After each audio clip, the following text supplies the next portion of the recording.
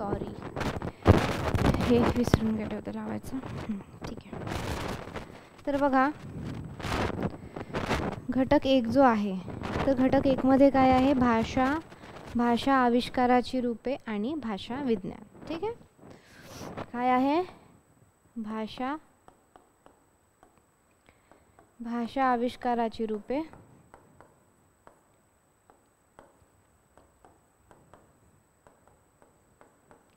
आणि काय आहे? भाषा विज्ञान.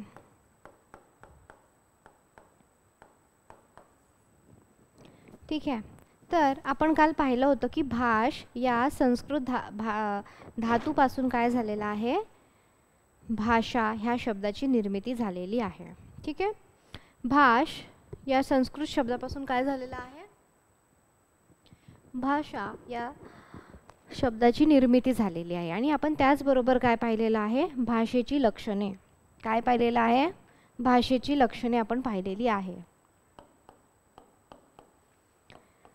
तर मला सांगा, भाषेची लक्षणे कोणी सांगितलेली आहेत आणि किती आहेत? आवाज येतोय व्यवस्थित? आवाज येतोय का? आवाज येतोय व्यवस्थित? ओके. तर आपण आता भाषेची लक्षणे पाहत आहोत. तर भाषेची लक्षणे कोणी सांगितली, किती सांगितली आणि ते कोणकोणती आहेत हे आपल्याला बघायचं आहे. ठीक आहे. कोणी सांगितली भाषेची लक्षणे? हॉकेट. हॉकेट यांनी हे नाव आपल्याला लक्षातच राहिलं पाहिजे. तर भाषेची लक्षणे जी काही आहेत ती हॉकेटनी सांगितलेली आहे. किती आहेत भाषेची लक्षणे? भाषेची लक्षणे किती आहेत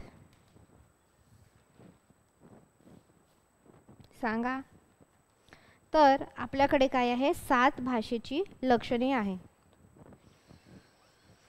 7 जी काही आहे भाषेची लक्षणे आपल्याला इथे दिसून येतात. तर बघा, ती कोणती आहे की आपण पाहिलेलं आहे काल की भाषेची जी काही रचना आहे ती कशा पद्धतीची आहे? तर ती द्विस्तरीय अशी रचना आहे. भाषेची रचना कशी आहे? द्विस्तरीय रचना आहे. त्याच्यानंतर दुसरं काय आहे? निर्मितीशीलता. म्हणजे काय? नवनिर्मितीची क्षमता. म्हणजे आधीची मराठी जर आपण पाहिलं आणि आत्ताची मराठी, आता बरेच जण काय करतात? इंग्रजी शब्द त्याच्यामध्ये त्याचं मिश्रण करून बोलतात किंवा वेगवेगळ्या ज्या काही बोलीच्या निर्मिती आहेत, तर हे सुद्धा काय आहे? निर्मितीशीलतेचं उदाहरण आहे. त्याच्यानंतर तिसरं उदाहरण काय आहे? यादृच्छिकता. म्हणजे काय आहे की योगायोगाने जे काही अर्थ लागलेले आहेत किंवा आपण त्याला अर्थ दिलेला आहे एखाद्या शब्दाला, त्याच्यामुळे एखाद्या वस्तूला, एखाद्या गोष्टीला काय झालेला आहे? अर्थ प्राप्त झालेला आहे. त्याला काय म्हणतात? यादृच्छिकता. त्याच्यानंतर काय आहे? अदला बदल. त्यानंतर काय आहे? विशिष्टता. काय आहे? विशिष्टता. त्याच्यानंतर काय आहे? स्थल कालातीता. स्थल कालातीता. भाषेची एक विशिष्टता असते आणि जे स्थल कालातीता ज्याला आपण डिस्प्लेसमेंट म्हणतो, तर हे डिस्प्लेसमेंट सुद्धा आपल्याला याच्यातून दिसून येते. त्याच्यानंतर काय आहे? सांस्कृतिक संक्रमण. म्हणजे आपण पाहिलं आहे की एका पिढीकडून दुसऱ्या पिढीकडे जे काही भाषा संक्रमणित होते, जसं काही आपण पाहिलेलं आहे की जे बाळ जन्माला येतं ते उठल्या जन्मल्या शाळेत जात नाही, तर त्याचं जे पहिलं अनौपचारिक जे काही शिक्षण आहे ते कुठं होतं? घरात होतं. आईवडिलांकडे, आजी आजोबा, आईवडील यांच्या समवेत त्याला जे काही आहे भाषेचं ज्ञान जे काही आहे ते मिळत असतं. आणि ते जे मूल आहे ते वही पेन घेऊन बसतं का नाही, ते त्याच्या हौशीने शिकत असतं. ठीक आहे. चला लिहून घ्या चला पटकन. वही पेन काढायची आहे. वही पेन घेऊनच बसायचं असायचं. ठीक आहे. वही पेन जे काही आहे क्लासला आपल्या ऑनलाईन विद्यार्थी, तर त्यांनी हे घेऊनच बसायचं आहे.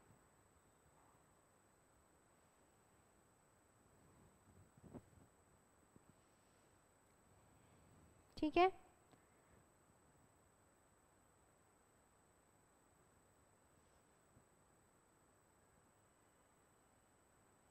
वही पेन. ठीक आहे. चला लिहा.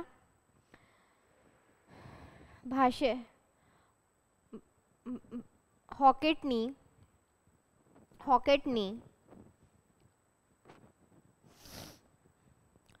हॅकेटनी,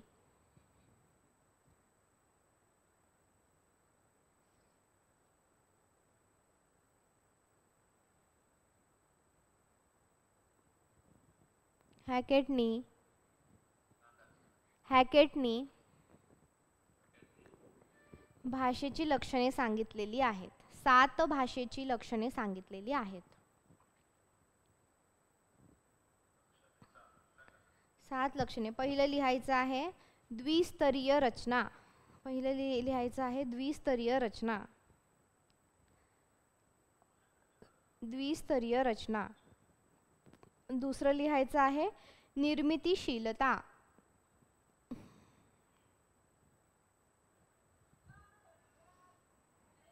तिसरं आहे यादृच्छिकता. तिसरं आहे यादृच्छिकता. चौथं लिहा अदलाबदल. चौथं लिहायचं आहे अदलाबदल. विशिष्टता.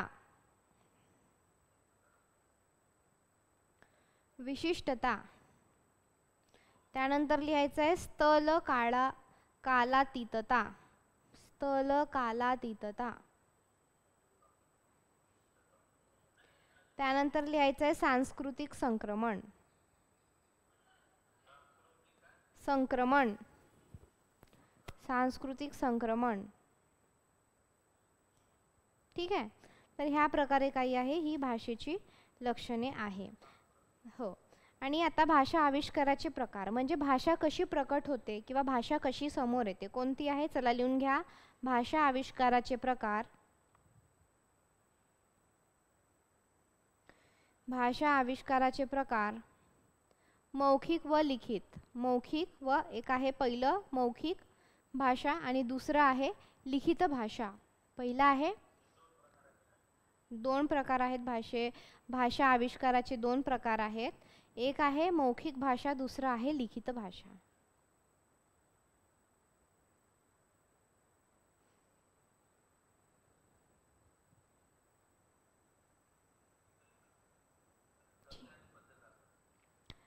गद्य आणि पद्य असं म्हणू नाही शकत आपण. मौखिक म्हणजे काय जी तोंडाने बोलतो जी तोंडी बोलतो त्याला आपण काय म्हणतो मौखिक भाषा असे म्हणतो. आणि लिखित म्हणजे काय लिहितो जे काही लिखाण असतं त्याला आपण लिखित भाषा असे म्हणतो. आता बघा भाषा आणि दृकश्राव्य कला आपण ह्याच्याविषयी थोडंसं जाणून घेऊयात म्हणजे काय.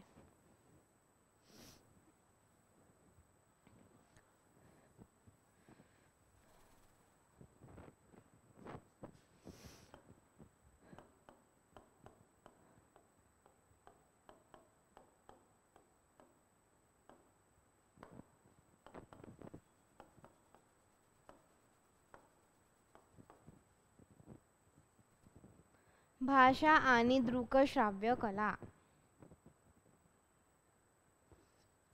ठीक आहे. तर बघा आता दृकश्राव्य याचा अर्थ काय आपण परत बघूया. मी सांगितलं आहे पण आपल्याला पेपरला हा शब्द वारंवार येतो त्याच्यामुळं हा शब्द आपल्याला नीट समजून घेणं जे काही आहे ते महत्त्वाचं ठरते. बघा दृक म्हणजे काय. दृक म्हणजे पाहणे आणि श्राव्य म्हणजे काय ऐकणे.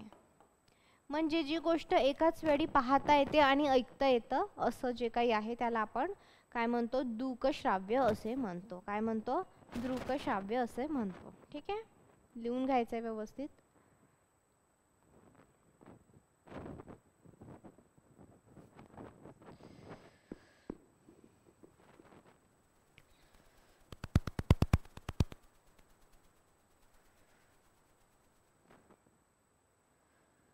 ठीक आहे. तर बघा असे कोणते माध्यम आहेत एकाच वेळी पाहतो सुद्धा आणि ऐकतो सुद्धा असे कोणते माध्यम आहेत सांगा बरं. टीव्ही, नाटक आहे, नृत्य आहे. ठीक आहे. तर असे जे तुम्ही माझं लेक्चर ऐकताय किंवा बघत आहेत ऑनलाईन विद्यार्थी बघतात ऐकतात हे सुद्धा काय माझं जे माध्यम आहे सध्याचं ते दृकश्राव्य असं माध्यम आहे. म्हणजे एकाच वेळी बघता आणि एकाच वेळी ऐकता त्याला काय म्हणतात दृकश्राव्य माध्यम. तर भाषा ही दृकश्राव्य पद्धतीने जे काही आहे ते सुद्धा हा जो काही प्रकार आहे तो प्रकार सुद्धा ती पार पाडते. ठीक आहे. तर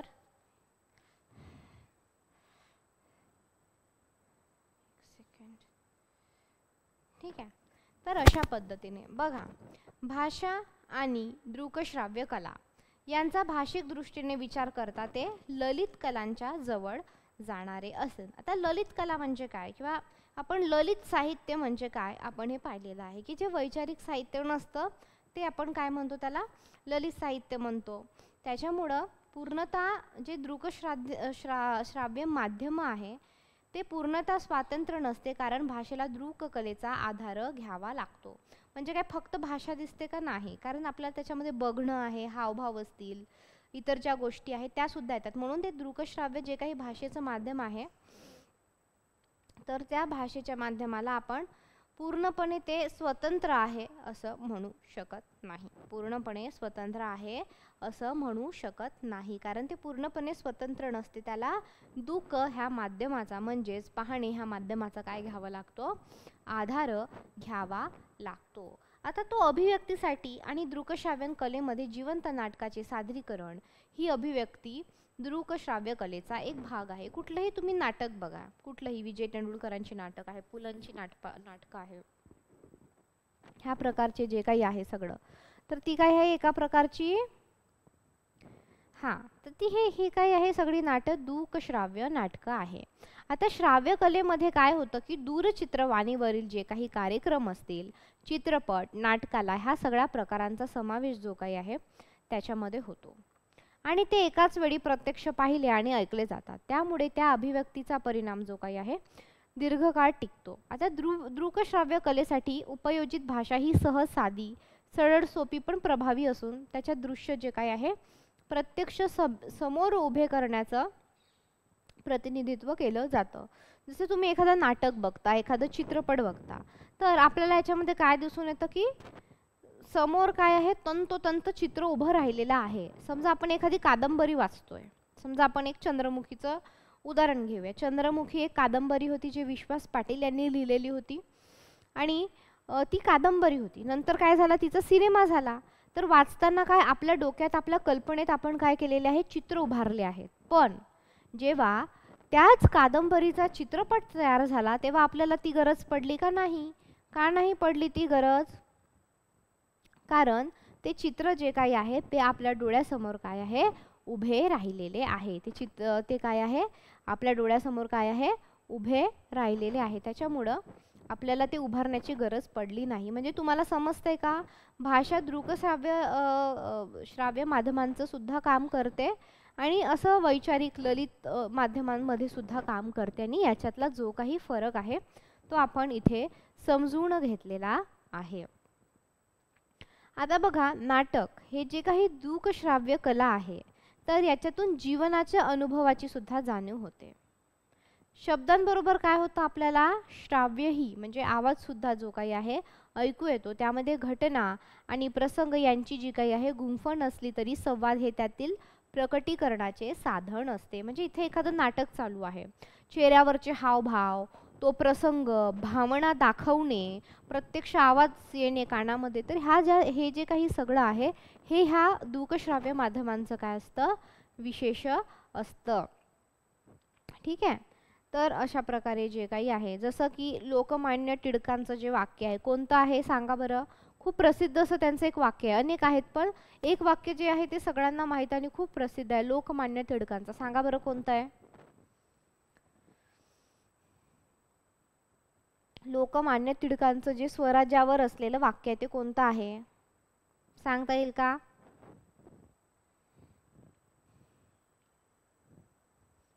ते कोणतं आहे? स्वराज्य हा माझा जन्मसिद्ध हक्क आहे आणि तो काय करणार, मी मिळवणारच.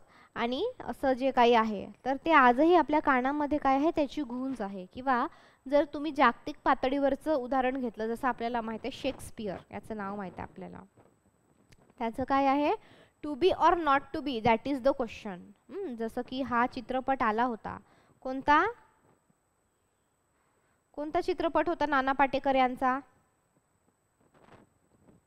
त्याच्यामध्ये हा डायलॉग होता बघा, to be or not to be. Natrang आहे का तो, का कुठला आहे? नटसम्राट आहे. कोणता आहे? नटसम्राट जो काही चित्रपट आहे. तर ह्या चित्रपटातून आपल्याला ह्या ज्या काही गोष्टी आहेत त्या दिसून येतात. तर नटसम्राट हा चित्रपट, ठीक आहे, तर त्याच्यामध्ये जे नाना पाटेकर असतात तर ते काय करतात, हे सारखं त्यांचा एक डायलॉग असतो, काय, to be or not to be that is the question, to be or not to be that is the question, असं एक त्यांचं असतं. आणि हा जो प्ले आहे हा सुद्धा शेक्सपियर यांच्या नाटकांवरूनच प्रभावित होऊन जे काही आहे तो लिहिलेला आहे. तर आता हे संवाद आपले जे काही आहे आजही मनात गुंजतात, बरोबर आहे. आता दृकश्राव्य माध्यम जे आहे, तर ह्या दृकश्राव्य माध्यमांचं एक काय असतं की हे आपल्याला ना जास्त लक्षात राहतात. कारण काय होतं, आपल्याला एक चित्र उभं राहतं. म्हणजे जर एखादी कादंबरी तुम्ही वाचली असेल, पुस्तक वाचली असेल एक 3-4 वर्ष 2 वर्ष अगोदर, ती तुम्हाला तशी तेवढी आठवण नाही राहणार. तुम्ही कोण होतं त्याच्यात पात्र वगैरे काही फारसं आठवण नाही राहणार. पण तुम्ही जर ते चित्रपटांच्या स्वरूपातून पाहिलं तर काय आहे, आपल्याला ते लक्षात राहतं की गाणे ह्याच चित्रपटाचे आहेत.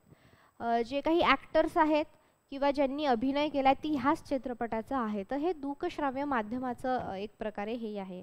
त्याच्यामुळे एक त्याचं वैज्ञानिक कारणसुद्धा आहे की आपल्याला जे चित्रांमध्ये असतं ते जास्त आठवण राहतं. पिक्चोरियल मेमोरी आपण ज्याला म्हणतो. तर ही जी काही पिक्चोरियल मेमोरी आहे ती आपल्याला जास्त लक्षात राहते. आता बघा, हे झालं तुम्हाला कळालं इथपर्यंत. त्याच्यामुळे अशा प्रकारे अनेक गोष्टी आहेत, असे अनेक नाटकं आहेत, जसं की रायगडाला जेव्हा जाग येते, श्रींची इच्छा असेल, 3 पैशांचा तमाशा असेल, नटसम्राट, बालगंधर्व, तर अशा अनेक नाट्यकृतींमधून त्या त्या कालप्रवाहातील आपल्याला गोष्टी दिसून येतात. आता बघा, भाषा आणि सादरीकरणाची कला आपण बघणार आहोत. तर बघा, कुठलीही गोष्ट घ्या, नृत्य असू देत, नाटक असू देत, पथनाट्य असू देत किंवा काही असू देत, तर सर्वसाधारणपणे आपल्याला काय दिसतं की हे भाषेशिवाय पूर्ण होऊ शकत नाही. होऊ शकतात का? नाही. तुम्ही कोणतंही गाणं घ्या, गीत घ्या, नाटक घ्या, पथनाट्य घ्या, एक पात्री घ्या, तर काय आहे, याचा जो आत्मा आहे ह्या सादरीकरणाचा, तो काय आहे, भाषा आहे. तर बघा, बदलत्या कालप्रवाहानुसार समाज परिवर्तन होत असते. हे आपल्याला सगळ्यांनाच माहीत आहे की आधीचा काळ बघा आणि आत्ताचा काळ. आता आपण काय म्हणतो, आता AI म्हणजे आर्टिफिशियल इंटेलिजन्स किंवा टेक्नॉलॉजीचा जो काही आहे काळ आहे, आता दुसऱ्या जनरेशनचा काळ आहे, म्हणजे हे जेनझी वगैरे असं. तर म्हणजे काय, काळ असा बदलत जातो. आधीचा काळ जो काही आहे तो आधीचा काळ फार वेगळा होता, त्या पद्धती त्याप्रमाणे, ठीक आहे.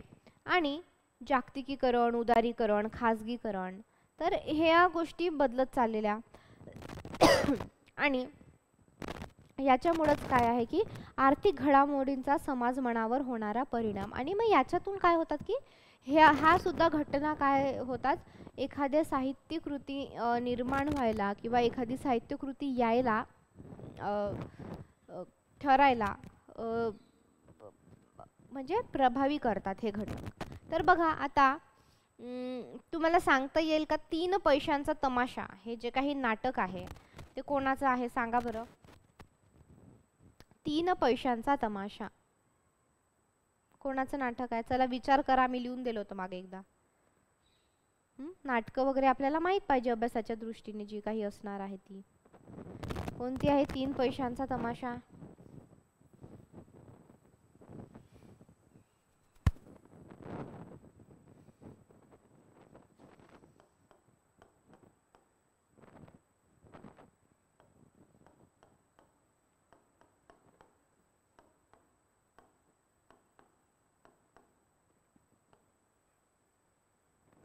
तीन पैशांचा तमाशा सांगा.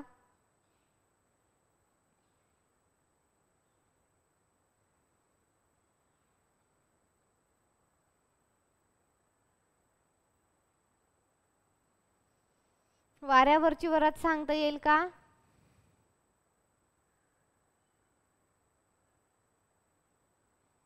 तर बघा हे कोणी लिहिलेलं आहे, हे खूप प्रसिद्ध नाटकं आहेत. कोणी लिहिलेलं आहे? चला लिहा, पु ल देशपांडे. चला हेडिंग लिहा, पु ल देशपांडे. वाऱ्यावरची वरात, कॉमा 3 पैशांचा तमाशा. चला लिहा.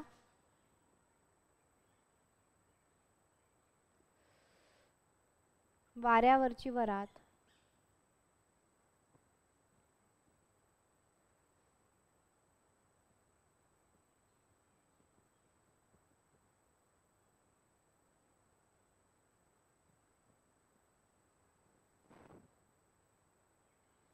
वाऱ्यावरची वरात आणि 3 पैशांचा तमाशा.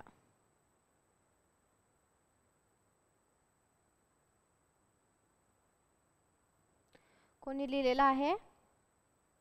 पु ल देशपांडे. त्याच्यानंतर सांगा, हे खूप गाजलेलं नाटक आहे, वराड निघालय लंडनला. ते कोणी लिहिलेलं आहे? वराड निघालय लंडनला.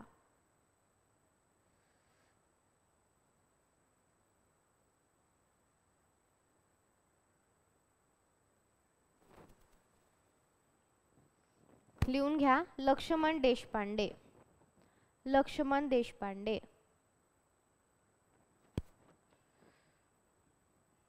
रोजचा रोज अभ्यास झाला पाहिजे आपला. त्यानंतर लिहायचं आहे, कुटुंब रंगलय काव्यात.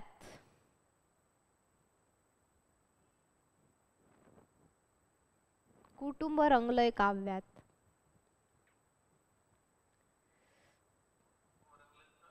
काव्यात, काव्यात, काव्य, काव्यात असं.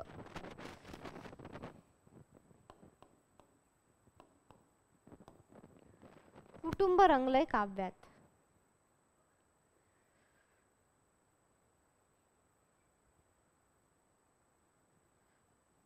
कुटुंब रंगलय काव्यात. कोणी लिहिलेलं आहे? विसूभाऊ बापट.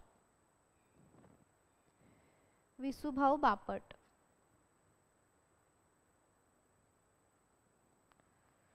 ठीक आहे. तर अशा प्रकारे जे काही आहे आपल्याला जी संदर्भ साहित्यामध्ये पुस्तकं दिली आहे ती आपण पाहिलेली आहे. तर बघा, आता तुम्ही हॅरी पॉटर वगैरे तुम्हाला सगळं माहीत असेल, तर ह्यासारख्या काय साहसी कथा, दूरदर्शनवरील जे काही कार्यक्रम आहे, आकाशवाणी सारखे जे काही माध्यम आहे ते सादरीकरणासाठी उपयुक्त ठरतात आणि त्याच्यामध्ये भाषा जो काही आहे हे अत्यंत महत्त्वाचा मुद्दा आहे. ठीक आहे. आता त्यानंतर आपण बघूयात की भाषेचं काय काय कार्य आहे. सांगा बरं, भाषेचं कार्य काय आहे?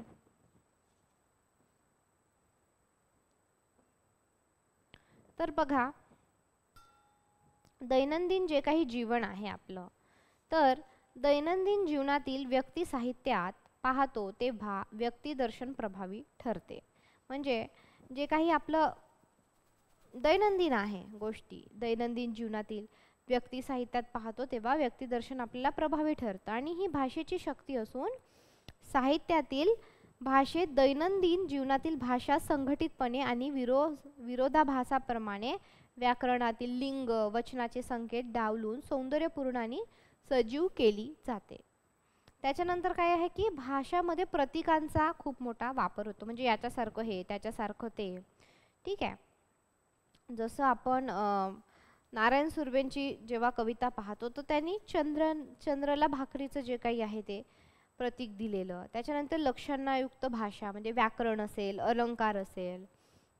त्याच्यानंतर वाचून किंवा ऐकून काय होतं, भाषेतून समोरच्याच्या मनात भावना निर्माण होतात. समजा मी तुम्हाला आता एक कथा सांगितली, खूप अशी चित्तथरारक आहे काहीतरी भूताची, तुमच्या मनात काय होईल, भीतीची भावना जी काही आहे ती निर्माण होईल.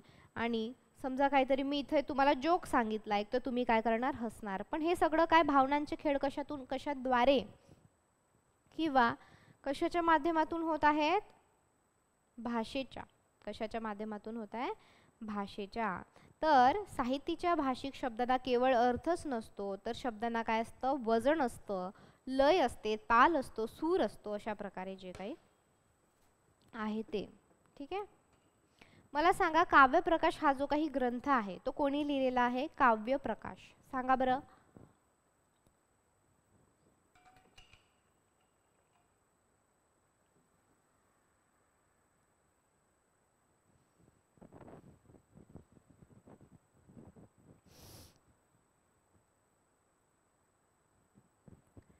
काव्यप्रकाश.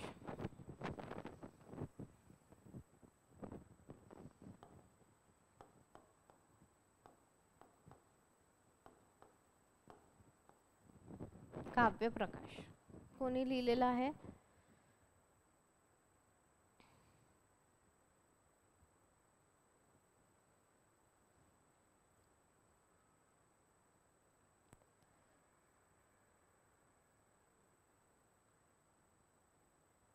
चला लिहून घ्या. लिहा. काव्यप्रकाश या ग्रंथाचे लेखक मम्मट यांनी. काव्यप्रकाश ह्या ग्रंथाचे लेखक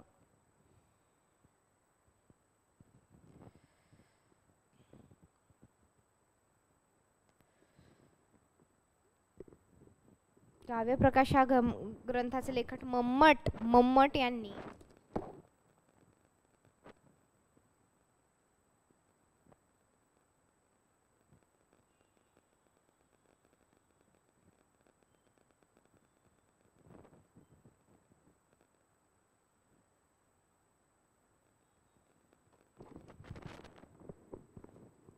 कल्पिलेल्या वाङ्मय पुरुषाचे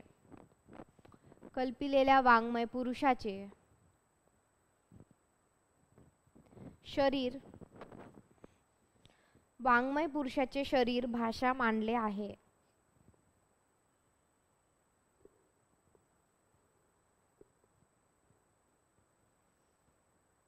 ठीक आहे. शरीर म्हणजे एक प्रकारे काय, वाङ्मय जर एक शरीर असेल समजा एखाद्या पुरुषाचं व्यक्तीचं, तर ते शरीर म्हणजेच काय, भाषे म्हणजे त्याला एक भाषेचं रूप जे काही आहे ते देण्यात आलेलं आहे, म्हणजे असं समजलं आहे एक प्रकारे. ठीक आहे. आता बघा आपण घेणार आहोत साहित्याच्या भाषेची जी काही आहे ती वैशिष्ट्ये आपण इथे बघूयात. साहित्याच्या भाषेची वैशिष्ट्ये. ठीक आहे. आता साहित्याची भाषा फक्त भाषा असते का? नाही. तर ती काय असते? व्याकरणांनी युक्त असते. तिला काय असतं? लय असते. तिला लय असते. त्याच्यामध्ये काही तत्व असतात, ध्वनी असते, वक्रता असते, वेगवेगळ्या प्रकारच्या वैशिष्ट्यांनी ती काय असते? परिपूर्ण असते. म्हणजे बोलताना आपण काही फारसं ह्या गोष्टींकडे महत्त्व देत नाही, पण जी काही साहित्याची भाषा आहे त्याच्यामध्ये आवर्जून काही गोष्टी असतात. जसं आता आपण उदाहरण पाहणार आहोत की भाषेच्या ज्या विशिष्ट तत्वांमुळे साहित्याला विशिष्ट शैली जी काही आहे ती निर्माण होत असते. तर अशा विशिष्ट तत्वांनाच गुण, अलंकार, ध्वनी, वक्रता, प्रतीक जे आपण म्हणतो हे सगळं अलंकार आहे, व्याकरण. तर ह्या गोष्टी जी काही आहे अशी नावं आपण त्याला देतो. आता वैशिष्ट्यपूर्ण तत्वांमुळे साहित्याच्या भाषा शैलीत काय होते? एक प्रकारची आकर्षकता निर्माण होते. म्हणजे एक वैशिष्ट्यपूर्ण, बघा ना, आपल्याला काव्य का छान वाटतं किंवा आपल्याला ते लगेच असं पाठ का होतं एखादी कविता. जसं की खूप साऱ्या कविता आहे की समजा, वेगाने निघून जाताना एकदा तरी मागे वळून बघायचे होते, वस्ती जडत होती आणि आमचे हात वर होते. म्हणजे अशा प्रकारच्या अनेक कविता की देणाऱ्याने देत जावे, घेणाऱ्याने